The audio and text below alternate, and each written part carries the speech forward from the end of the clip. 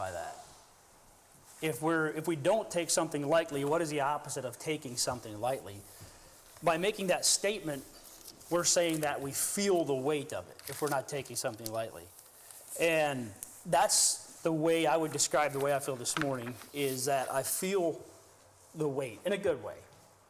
And I hope you also feel the weight of the service of what we're commemorating today.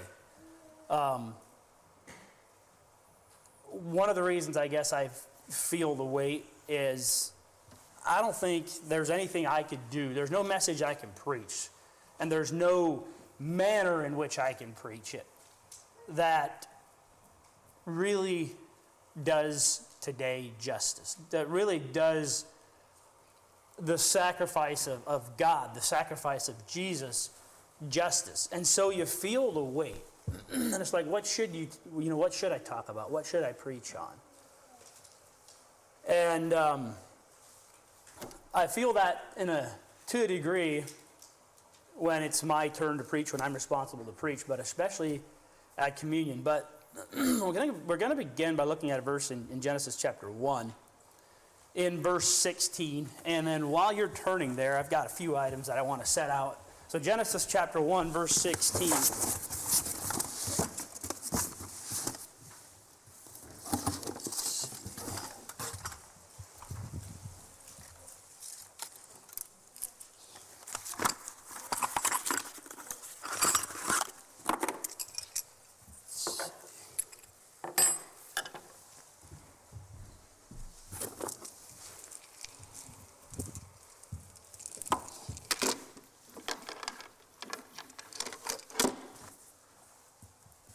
And that verse reads, "Then God made two great lights, the greater light to rule the day, and the lesser light to rule the night." What is a greater light that rules today? The greater light that rules the day is the sun, right? And what's the lesser light to rule the night? It's what we would know as the moon. Thank you. And then the verse concludes with 5 more words. He made the stars also. And there's multiple types of science, but the 2 primary types of science that we'd be most familiar with, could someone turn that fan off? I think I might have turned that on by accident this morning, if you don't mind, whoever knows how to turn it off. There's 2 types of science that we're most familiar with, and one is historical science. Right? It's scientific research done on things that are historical, things that we can no longer see, things that we can no longer experience. And because of the horrible job that the scientists have done on historical science, because of the way that their findings conflict with the Bible, with the Word of God, we take science in general with a giant grain of salt, as they say, and as well we should. So when it comes to something like observable science, because of the history, because of their track record on historical science, when it even comes to observable science, which is things that we can see, things that we can observe, again, we still take it with a grain of salt. And that's what we need to do this morning with some of the things that I'm going to be talking about, is take it with a grain of salt. These are maybe true, likely true, probably true, I don't know. But according to scientists, the sun is 109 times larger in diameter than the Earth. Now that's impressive, right? But some of the stars are 900 to 1,700 times larger than the sun. So if you use the Earth as a frame of reference, that is massive. The Earth is tiny compared to some of these stars. Supposedly, there's 100 billion stars in the Milky Way galaxy. And there's an estimated 2 trillion galaxies. You know, it's mind-boggling. We know the one thing that makes this believable is because God created it, right? So we can believe it. But then we also have the planets. We've got the stars, we've got the sun, we've got the moon, and we've got all the stars, we've got the galaxies, and then we have the planets. And I believe that the planets were also created in those 5 words at the last part of Genesis chapter 1, verse 16. He made the stars also. It's just my personal belief that the planets were probably included in that. So the planets and the stars make up a majority of the universe. And we were at the Creation Museum a few years back, and some of you may have experienced the same thing that we did, where they've got a small planetarium there. You go into the planetarium, you take a seat, and the seat reclines, and on the ceiling is shaped like a globe. And into this globe, they project the universe. And they begin by talking about what we can see from the earth. They say, we're on the earth, this is what we can see with the naked eye. And then they zoom out a layer.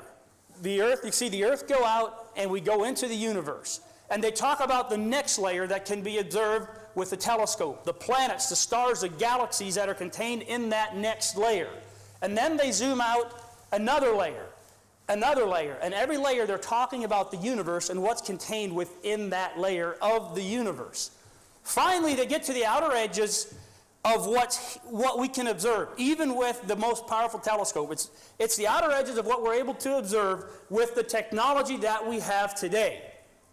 And then the point that they make is they go back to verse 16 in Genesis chapter 1, and they say, the universe, everything we just discovered about the universe, its vastness, we can't see it all. As technology develops, we'll probably be able to see more. We can't comprehend it all. Yet the way it came to be is described in 5 simple words in verse 16. He made the stars also. That's it. That is what you call an abbreviated description. And throughout the Bible, there are many of these abbreviated descriptions. Descriptions that have a lot of hidden detail that unless we take the time to dig into it, we won't see, we won't understand. Those types of descriptions, those abbreviated descriptions, are also used when it comes to describing what Jesus experienced and what he went through and everything leading up to and including the crucifixion. And so what I want to do today is I want to look at some of those, and I want to dig into those and see what details are concealed there. Some of which you may know already. But what I hope is that this makes the crucifixion of Jesus more real and more personal to us. So in America, if we think of execution, in America there are still 27 states who practice capital punishment, where they execute somebody. They take their life, they kill them for the crime that they committed. And the methods of execution still used today, and I may be missing some, I don't know, but they include lethal injection, they include a gas mask, electrocution, and a firing squad. So if you die by lethal injection, they take a cocktail of drugs, and they would do when we know what it means when a vet puts an animal to sleep, right? They take a syringe and a needle, and they inject them with drugs, and the drugs put this animal to sleep. With lethal injections, that's essentially what it is. They put you to sleep, they inject you with drugs and put you to sleep. Gas mask is the same way. You put a mask on, they turn the gases on, you breathe the gases, and you die. The electric chair is a wooden chair. You sit down on this wooden chair, they strap you down because of the way your body reacts when you're electrocuted. So they strap you down, and then they put these electrodes onto your body, they flip a switch, and they fry you. They electrocute you. They kill you by electrocution. The firing squad, which was just recently used, it sounds like something ancient, right? Do they even use it? Yes, they do. They actually, in the past year, they've used it. I'm thinking maybe in Utah, I'm not sure. But they set you in a chair, they put a hood over your head, and they put a target on your heart. And then there's 4 men with rifles. And they do a countdown, and they all fire at the same time, and you're dead within, I think, 3 to 5 seconds. That's death by firing squad. So that's the methods that America still uses today for execution. The Roman Empire had their methods of execution. They would kill people by pushing them over the edge of a cliff. They would kill them by burning them alive. One of the most common methods that they had was they would behead them. They would chop your head off. They would also make a sport out of it. They would take what we would know as a sports arena today. They would put you in the middle of that arena, and they would fill it with people, and then they would turn animals loose, and these animals would rush in and devour you and kill you. It was a sport.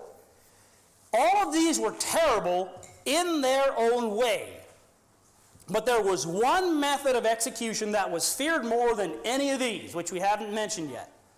And that is crucifixion.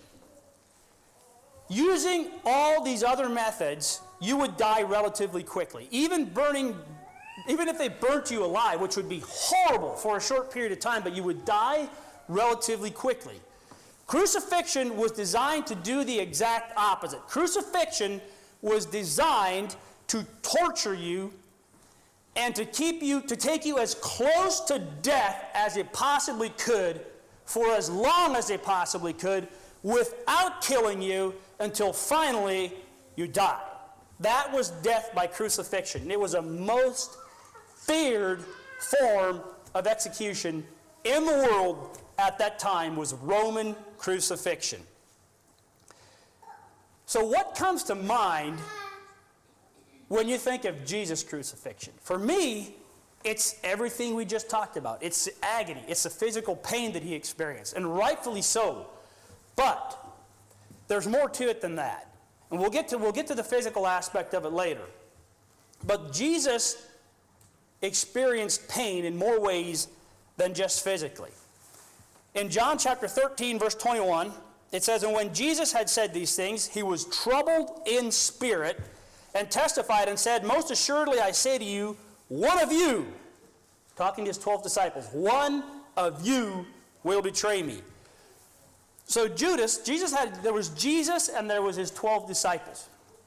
They had walked together, as we know, for 3-ish years. Judas was with them. Judas was one of the 12. And he was with them this whole time.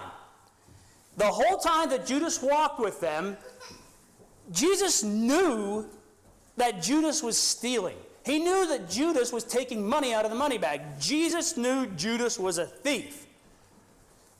And for 3 years, Jesus also knew that Judas was the one that was going to betray him.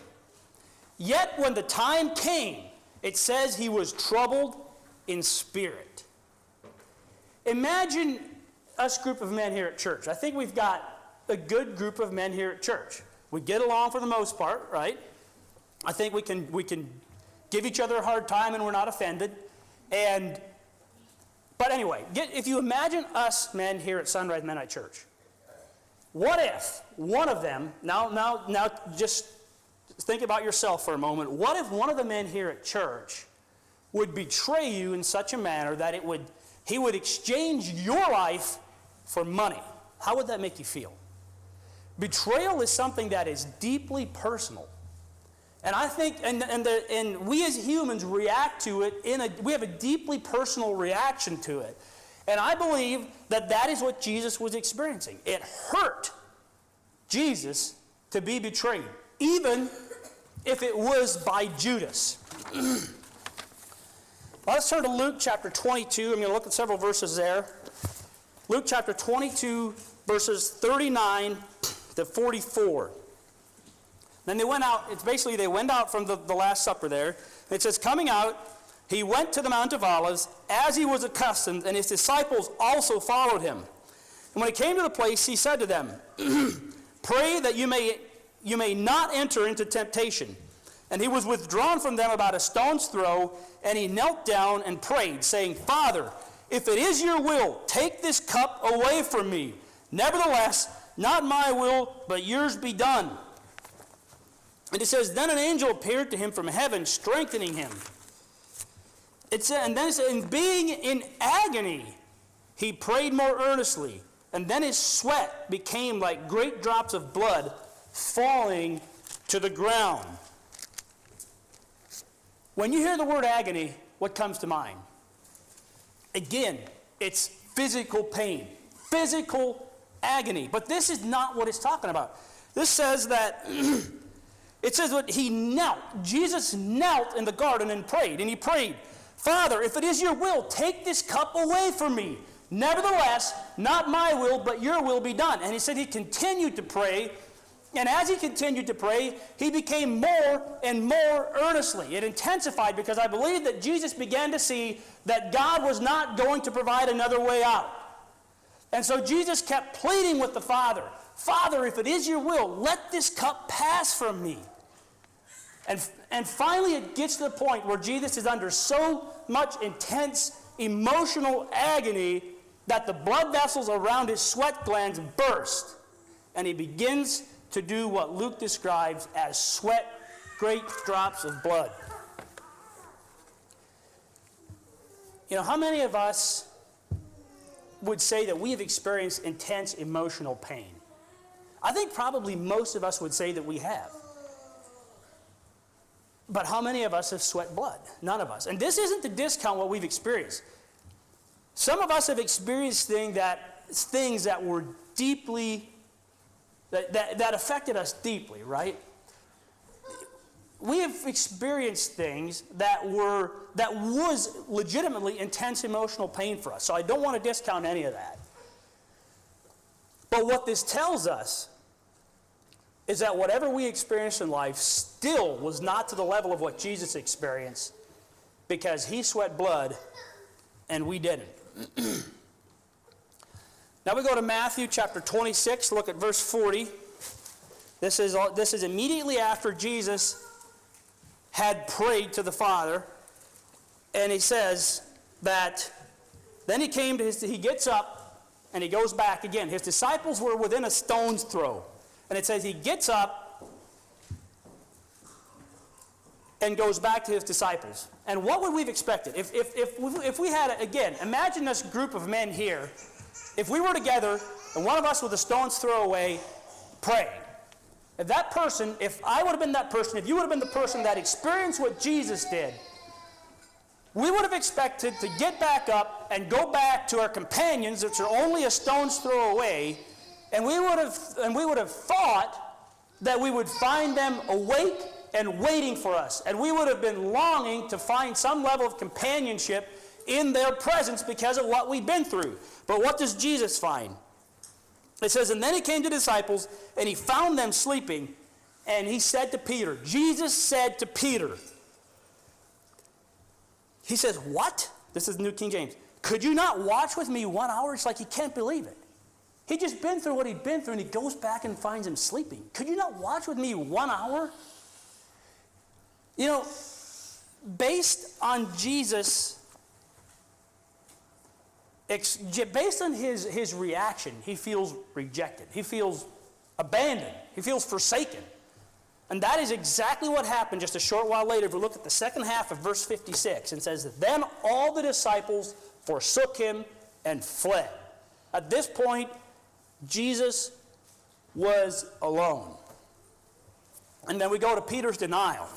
In Luke chapter 22, we're going to be kind of flipping back and forth between Luke and Matthew.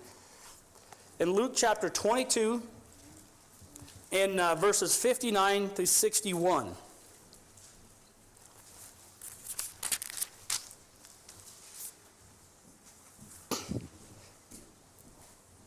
And Peter had already denied Jesus twice up to this point. And then it says, after about an hour had passed, another confidently affirmed, saying, surely this fellow, Peter, also was with Jesus, for he is a Galilean. But Peter said, man, I do not know what you are saying. And it says, immediately while he was still speaking, the rooster crowed. And then the first line in verse 61 is what I want to get. And it says, and the Lord turned and looked at Peter. This is Jesus' reaction to being denied by Peter. So at this point, Jesus had been betrayed, he'd been forsaken, and he'd been denied. By who? His enemies? No, not his enemies. He'd been betrayed, forsaken, denied, all by his closest companions. And Jesus' reaction to all of this is recorded. Why are Jesus' reaction to this recorded? We'll get to that toward the end of the message. But now we want to get into the physical side of the crucifixion and everything leading up to it. Going back to Matthew chapter 26 again.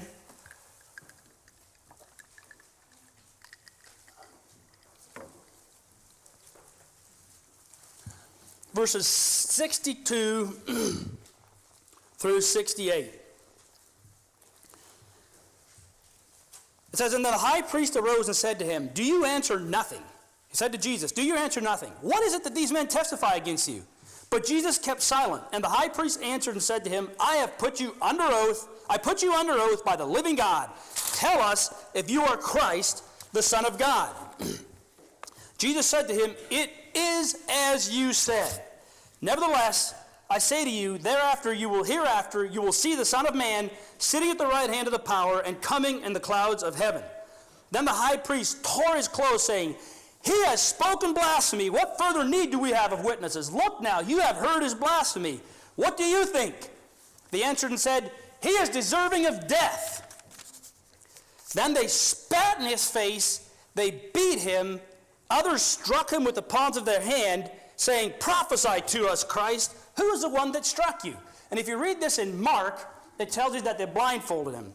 So they spat in his face, they beat him, and then they blindfolded him, and then they slapped him. I imagine they slapped him over his face, and they said, prophesy to us, Christ, who's the one that hit you? This is nothing more than a game to them. Jesus had just claimed to be Christ, the Son of God. So they are mocking him for making that claim. Then we get to John chapter 19 and verse 1. So then Pilate took Jesus and scourged him. And this is where we get to what I talked about earlier, one of those abbreviated versions. Pilate took Jesus and scourged him. 6 words. But what is contained within those 6 words? What was a scourging? What was a Roman scourging? See, when people think about Jesus being scourged, the picture that people get in their mind is often a flogging. Like you have a whip that's got a bunch of tails, but it's just got tails and nothing else, and you flog them. And in their mind, they see Jesus being whipped. But there is a big difference between being whipped and being scourged. When they would scourge someone, and I may use someone just to kind of demonstrate this a little bit. When they would scourge somebody, Dominic, I'll use you. Why don't you let's come up to the front here. If they would scourge someone, they would tie them to a post. Let's come over to this side. They would tie them to a post. They would take their hands, they would tie them together above their heads, and they would tie them to a post like this, a pillar. And then they would take this. This is a scourge. Now, this, you don't want to stay in that position for a while. This is a replica of a Roman scourge, a flagrum. This is called a flagrum. And this is a replica. This actually comes from Germany. It took a few weeks to get it. I thought I wouldn't get it in time, but I finally did. Now, if you look at it, it's a short-handled whip, or a scourge. Again, I shouldn't use the word whip. That's what we're trying to differentiate, is between what a whip is and what a scourge is. You've got this handle, you've got this short leather braided strap, and off of these straps come 5 tails. Now, the number of tails, who knows what it was, but there was multiple tails. In each one of these was embedded this iron balls, and this is supposed to represent bone, pieces of sharp bone. And it says they also would put hooks and pieces of glass into these tails. So this just has the iron balls and the bone. So this is what a Roman flagrum looked like. Then they would strip that person, they would take all their clothes off, they would tie them to this pillar, and then they would take this flagrum, and there would be 2 Roman soldiers. There would be 1 on each side. One Roman soldier, imagine a right-handed Roman soldier would be on the right side, and then a left-handed Roman soldier would be on the left side, and they would alternate their blows. They would take this scourge and flail them from all the way, I imagine it got the back of their neck, their arms, and they would flail them down their back, across their buttocks, and all the way down their legs. They would basically rake them from top to bottom with this scourge. And there's one thing that I believe is a misconception, and that is, in the Jewish law, you can go back now, bud. Well, actually, stay here for a bit yet. In the Jewish law, they were restricted to flogging, and again, this is different. Jews flogged, Romans scourged. In Deuteronomy, it restricts them to 40 stripes. And I know Jeff alluded a little bit to that last week, and I actually respectfully differ from that, you might say. Why did Jesus, and I'll explain it this way, why did the Jews have to take Jesus to the Romans It was because the Jews did not have the authority to execute anybody. So they had to take Jesus to the Romans, convince them to execute Jesus, and then the Romans had to actually carry out the execution. So Jesus was under Roman jurisdiction. The Romans they could care less about what the Jewish laws were. As a matter of fact, if they'd have known there's a law for 40 stripes, they'd have probably given them 80 just to, they would have done things just to rub it under the Jews' nose. So the point I'm simply trying to make, how many stripes did Jesus get? I'm not sure. But I do know this, the Romans were not under any Jewish laws, and there was no limit to them as to how often they could strike Jesus. So they would scourge him. They would scourge him until there was nothing left of their backs except bone. It would shred their flesh. It would cut through the skin. It would cut into their flesh. It would shred their muscles. There was nothing left of their back except bones. They say most of the time you could clearly see the rib cage, all the bones from the rib cage, and you could see the internal organs. And sometimes the internal organs would actually spill out. Because when they would scourge these, when they would hit them with the scourge, they would jerk back, and these pieces of bone, the hooks and the glass, whatever they would have, would just tear the flesh away from the bone. So we know, you can go back, thank you. We know the condition that Jesus was in by the time they were done scourging him. There's actually, I didn't know this until recently, and you know, some of these things you have to, again, take with a bit of a grain of salt. What exists, what doesn't exist. But there is a pillar in Jerusalem, or where Pilate's hall would have been, there's a pillar, and it's still preserved to this day. And they've cut it out, and they put a glass, they encased it in glass, and they've got a light shining onto it.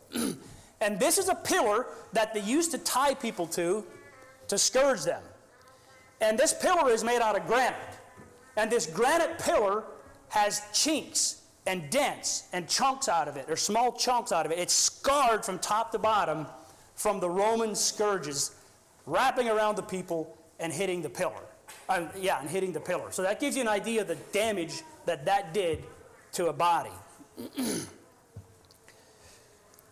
Then we go to Matthew chapter 27. Look at verses 27 to 29. It says, "Then the soldiers of the governor took Jesus into the praetorium and gathered the whole garrison around him." And from what little I know, the whole garrison may have consisted of about 600 soldiers. So they would have gathered all 600 soldiers around Jesus. And it says they stripped him and they put a scarlet robe on him. Now imagine this. You had just gotten scourged. There is nothing left of your back except ribbons of flesh and bone. So they take this scarlet robe, this purple robe, and they put it around your shoulders, and then they begin to mock you. We'll read the rest of this. But it's on him for a period of time. And then when we get to 31, I'm just going to jump ahead to 31 real briefly. And it says, "And when they had mocked him, they took the robe off of him." So they put this robe on you. They mock you for an extended period of time. And then about the time the robe begins to stick to what's left of your back, they grab a hold of the robe and they rip it off. Imagine what that would have felt like. That's what they did to Jesus.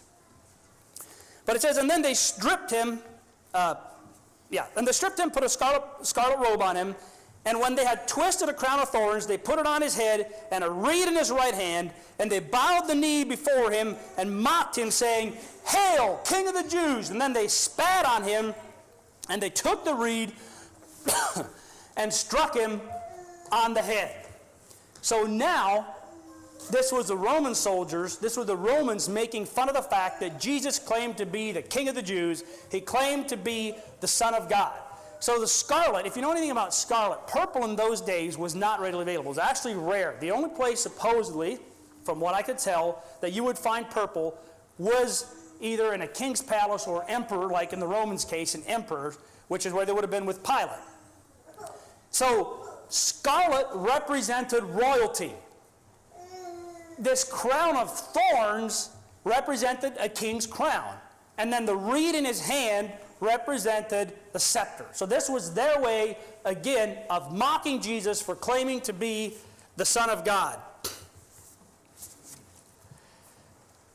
And then we get to verse 30, and it says, "They spat on him they took the reed, and they struck him on the head. Why did they strike Jesus on the head?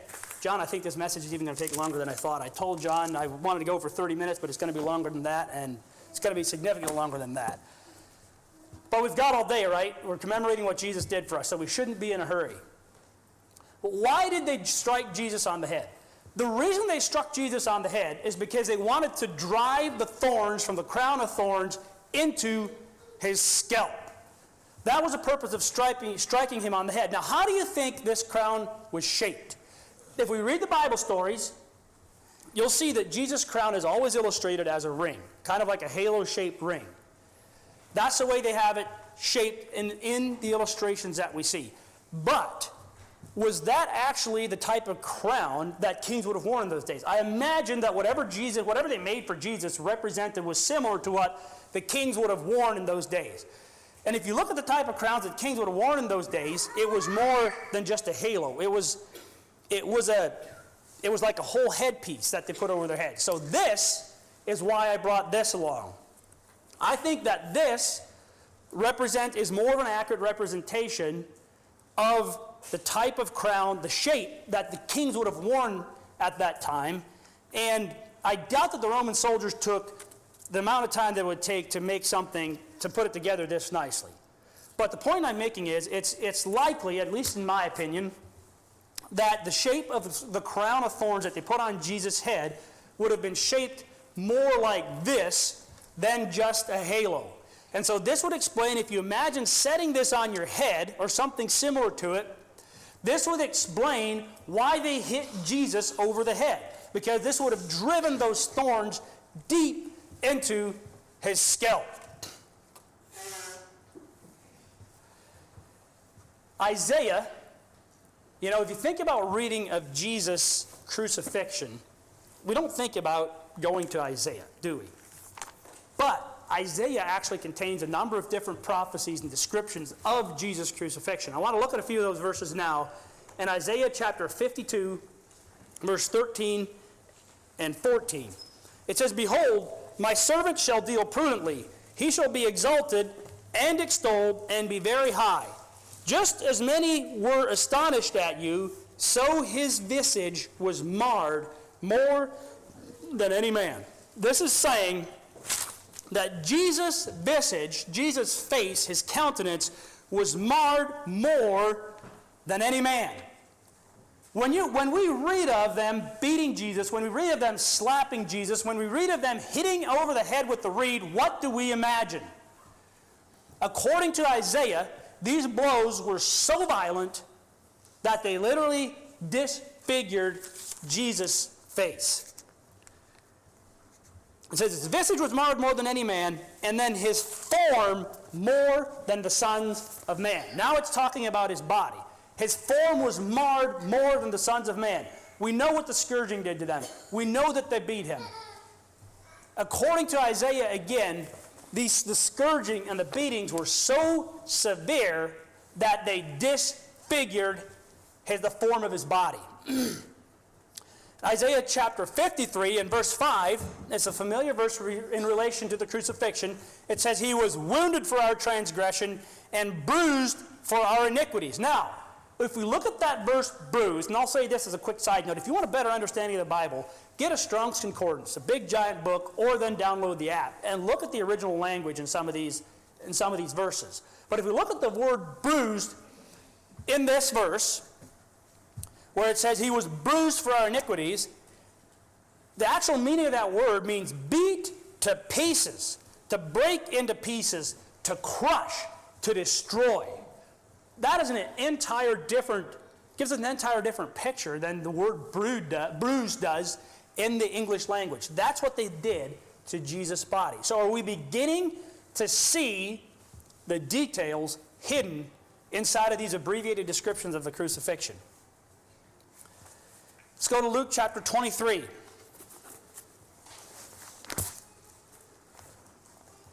And verse 26.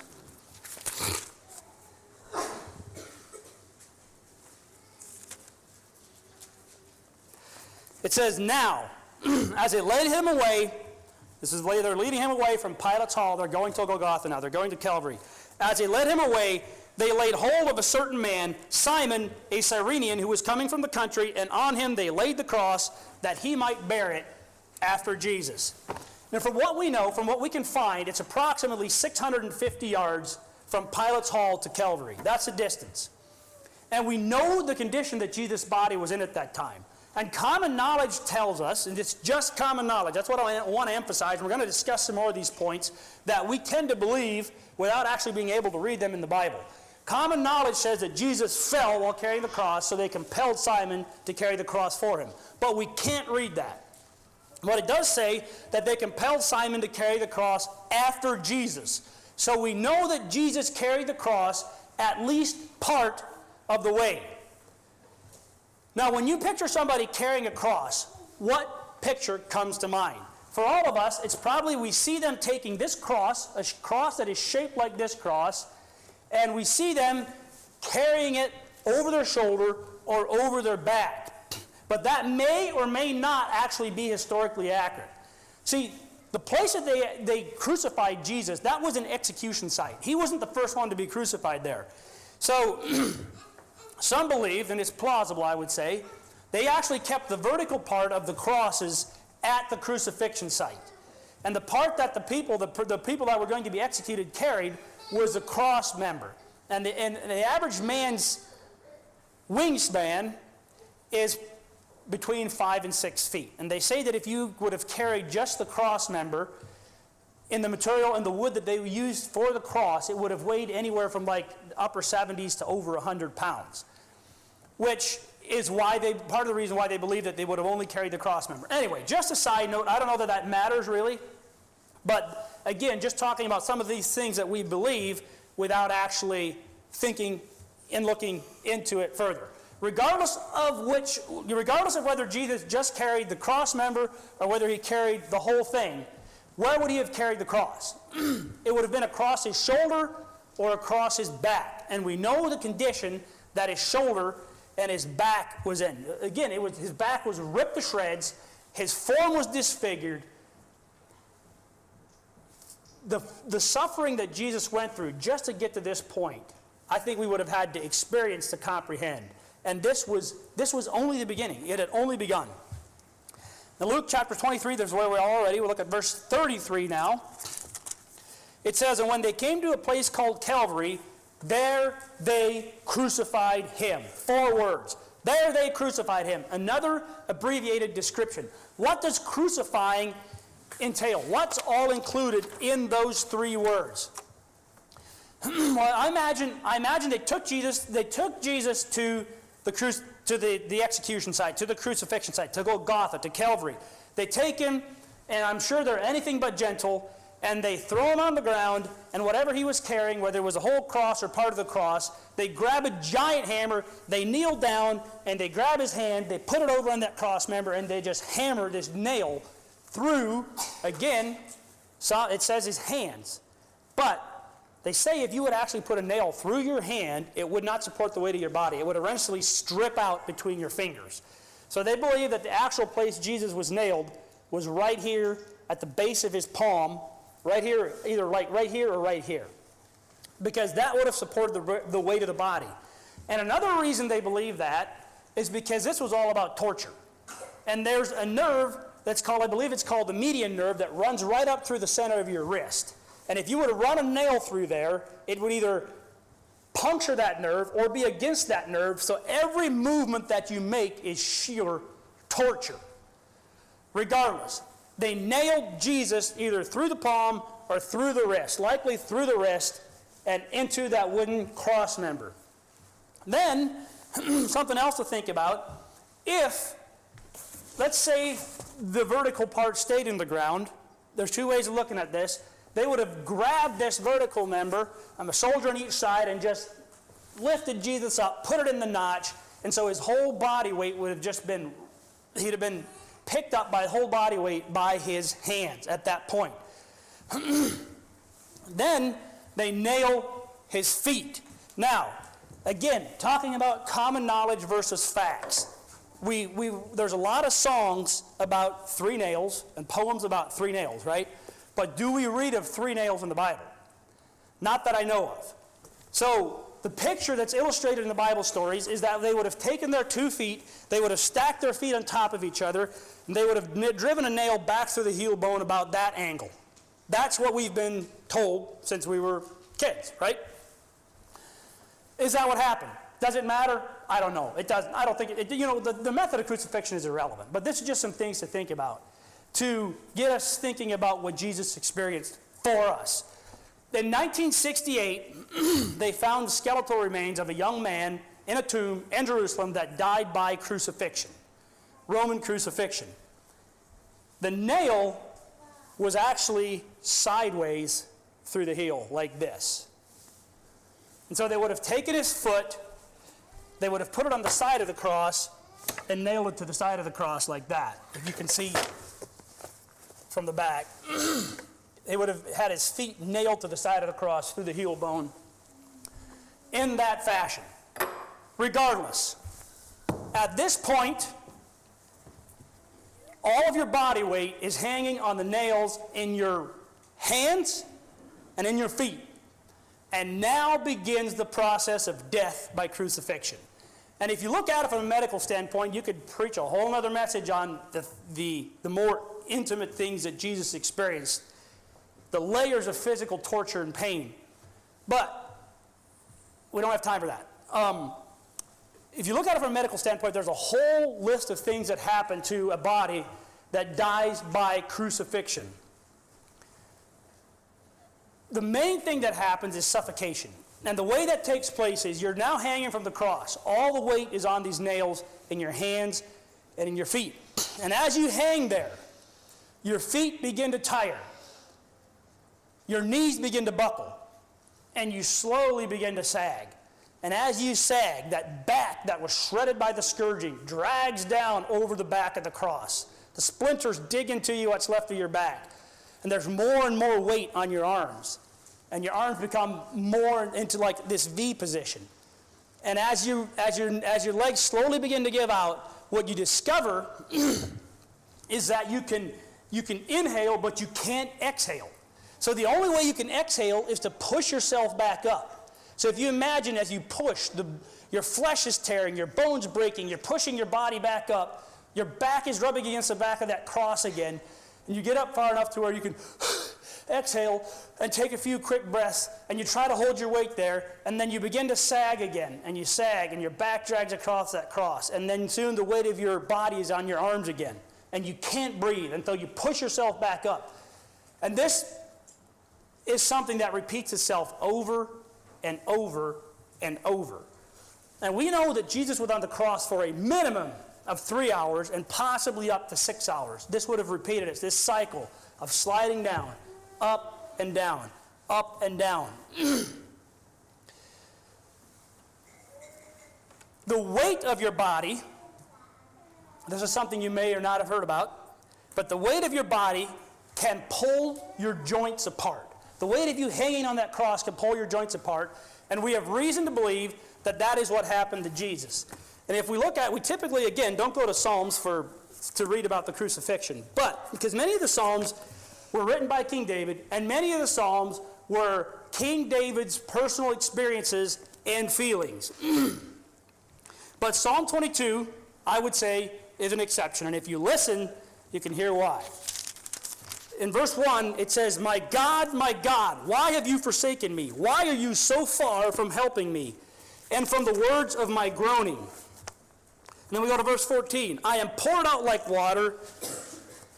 All my bones are out of joint. My heart is like wax. It has melted within me. My strength is dried up like a potsherd, and my tongue clings to my jaws.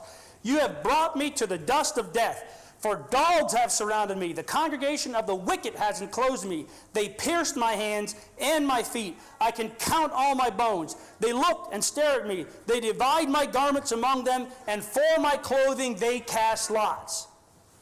So does that or does that not describe what happened to Jesus? I believe it does. Very clearly describes what happened to Jesus. So we have reason to believe that Jesus' bones were pulled out of joint. That's another layer of physical agony.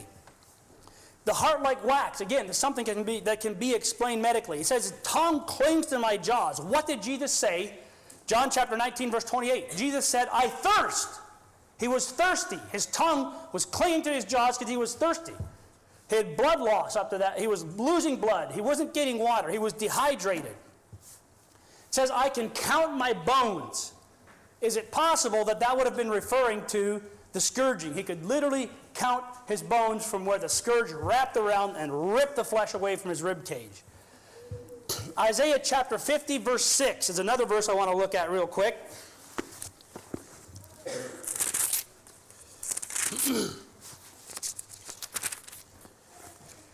It says, I gave my back to those who struck me, and my cheeks to those who plucked out the beard. I did not hide my face from shame and spitting.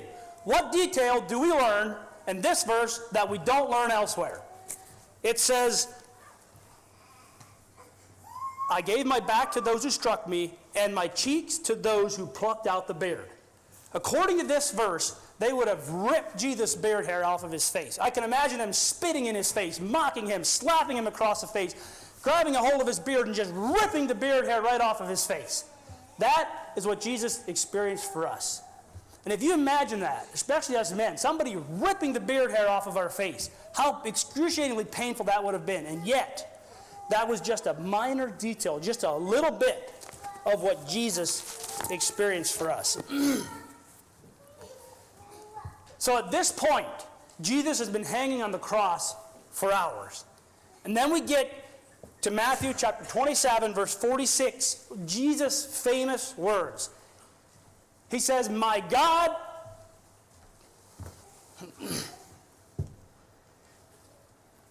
he says, my God, why hast thou forsaken me?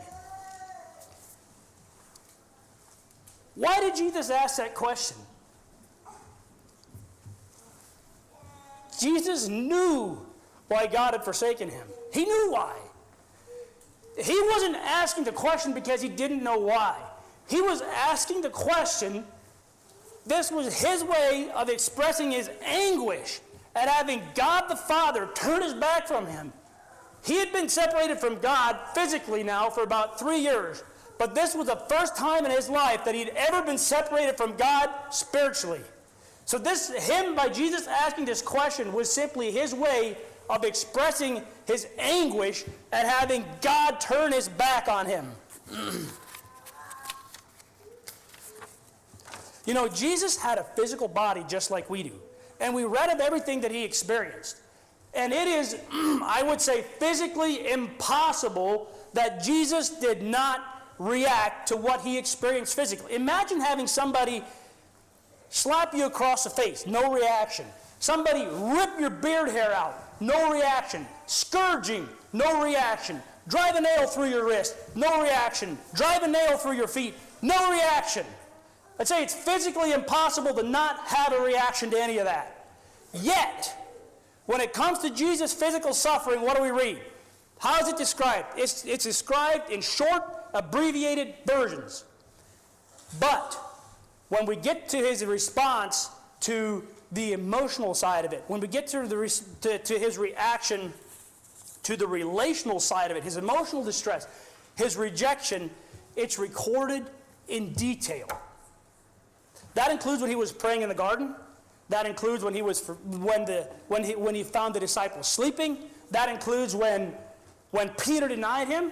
And that includes those words, my God, why hast thou forsaken me? It's described in detail. You know, it's almost as if Jesus reacted more to the emotional and to the relational than he did to the physical. Well, what if that was because Jesus cared more about the relational than he did the physical? Why did Jesus die? Jesus died. He gave his life so that we can be redeemed back to him so that he can have a relationship with us. So the truth is, Jesus does care more about the relational than the physical, or he wouldn't have given his physical life to have a relationship with us. So if you've ever wondered, does God really love me? Does God care enough about me to want to have a relationship with me? This is your answer. but it's not a one-way street. God requires the same of us.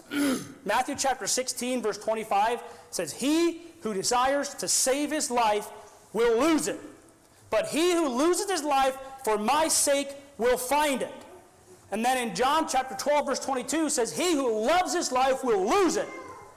But he who loses his life for my sake will find it for eternity," I believe it says. Something in those lines.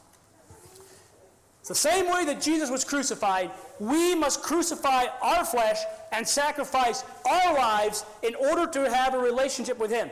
You know, God didn't send Jesus to be rejected, denied, forsaken. God didn't send Jesus to be spit upon, to be mocked, to have his beard hair ripped out. God didn't send Jesus to be scourged, to have the nails driven through his hand, through his feet, just so we can live the comfortable version of American Christianity where we get up every morning, we go to work, we come back home, we sit on our phones all evening, we either goof around or work on Saturday, Sunday morning we go to church, and we call it good enough. Is that a description of your life? Is that a description of somebody who is exchanging their carnal life for an eternal one? The answer is, no, it isn't. But yet, that's what we tend to do, and we've convinced ourselves it's good enough. We convinced ourselves it's going to work. It's not going to work. You know, God has set the condition. God has set the condition. We must die to ourselves. We must sacrifice our carnal lives. We must be willing, if necessary, to give our physical lives for him. I gave my all for you. What hast thou given for me? You know, we like to say, oh, we've given our hearts to God, right? We've given our hearts to the Lord. But unless we have given him our lives and we continue to give him our lives on a daily basis, we have not given him our heart. So please stand. Get the Christian hymnals, page number 312 in the Christian hymnals. Daniel, if you could please lead that song. And then we'll close with prayer and then turn it over to John afterwards.